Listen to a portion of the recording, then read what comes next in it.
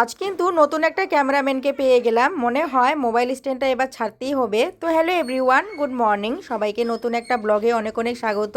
তো আজ কিন্তু ব্লগটা 11টার থেকে শুরু করেছি, আর সকালবেলার বাসি কাজ কর্ম, ঘর দ্বার গুছানো, সব কিছু গুছিয়ে একদম পরিপাটি করে রেখেছি। এখন শুধু রান্নাবান্না করা, এটাই কিন্তু আছে। এই দেখুন 11টা 10 বাজে। তবে হ্যাঁ, রান্নাঘরের একটা জিনিস বাকি রয়েছে, সেটা হইল মাজা ঘষা করা, কারণ একটু আগে আমি ব্রেকফাস্টটা করলাম। তো বর্মশাই ছেলে সবাইকে তো সকালবেলায় খাইয়ে দিয়েছি, আমার আবার একটু কাজ ছিল, তার জন্য কিন্তু একটু লেট করে খাওয়া। এখন যাচ্ছি রান্নাঘরে, আর রান্নাঘরে যে কয়েকটা বাসন আছে সেই বাসনটা এখন মেজে ঘষে তারপরে একটু ঘোরাফেরা করে আসব।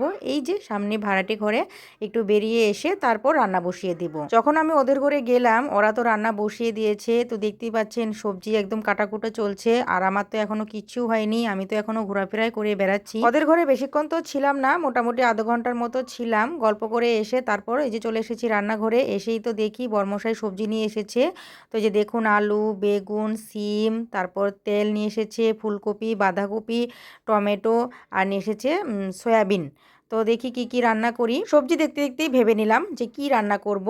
তো ভেজ ডাল বানাবো, তারপর বাঁধাকপি ভাজা করব, আর পাঁপড় ভাজা করব, এতটুকুই। এখনকার দিনের এমন অবস্থা হয়েছে, এই বাঁধাকপি ফুলকপি আগে যে ডাঁটাগুলা সেগুলা কিন্তু ফেলে দিত, আর এখন কিন্তু একটুকু ফেলে না, সমস্ত কিছু নিয়েই কিন্তু বিক্রি করে। ছেলেকে কি নিয়ে যেন একটা কথা বলছিলাম, সে তো খিলখিল করে মানে হাসতে ছিল। তো এর মাঝখানে আবার আমার ভাগ্নেটা এসেছে, তো তাকে বললাম আজ আর এই মোবাইল স্ট্যান্ড ইউজ করছি না, তুই ক্যামেরাম্যান হয়ে যা। তারপর আর কি এই তো ভাগ্নেকে আমি ক্যামেরাম্যান তো বানিয়ে ফেললাম। তো যাই হোক, এই যে প্রচুর রোদ উঠেছে আজকে, আর রোদের তাপটাও কিন্তু দিয়েছে।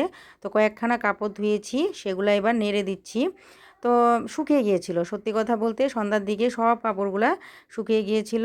আজ প্রথমবার মানে একদিনই কাপড় শুকিয়েছে, সেটা দেখে তো আমার ভালোই লেগেছে, কারণ প্রত্যেকটা দিনই তো কাপড় ধুতে লাগে, আর এই কাপড় শুকাতে 2 থেকে 3 দিন লেগে যায়। আজ কিন্তু আমার তেমনটা টেনশনে নেই, কারণ সবকিছু আমি কেটে কুটে একদম ধুয়ে পরিষ্কার করে রেখে দিয়েছি। এখন কিন্তু প্রায় 1টার মতো বাজে, এই তো চলে আসলাম রান্নাঘরে। এসে কিন্তু ভাতটা বসিয়ে দিলাম, একদিকে ভাত আর একদিকে ডাল, দুইটাই কিন্তু বসিয়ে দিয়েছি। ডালটা তো প্রেসার কুকারে দিয়েছি, 3 থেকে 4টে সিটি দিবে, তাই কিন্তু ডালটা আমার সেদ্ধ হয়ে যাবে, যেহেতু মুসুরির ডাল। কিছুদিন থেকে কিন্তু আমরা মুসুর ডালটাই খাচ্ছি, বিশ্বাস করবেন না, একটুকু কিন্তু একটা যে অনিচ্ছা সেটা একদমই আসে না, ভালোই লাগে। তো যাই হোক, এই যে যেহেতু ভেজ ডাল বানাবো তার জন্য কিন্তু ফুলকপি, মূলো আর বিন খুব সুন্দর করে ভেজে নিলাম। ওই কড়াইয়ে এবার ডালটা সম্বাদ দিয়ে নেব, পেঁয়াজ আর রসুন ফোড়ন দিয়ে এই ডালটা সম্বাদ দিয়ে নিয়েছি। আর যে ভাজাটা করে রেখেছিলাম সবজি, সেটাও দিয়ে দিয়েছি ডালে।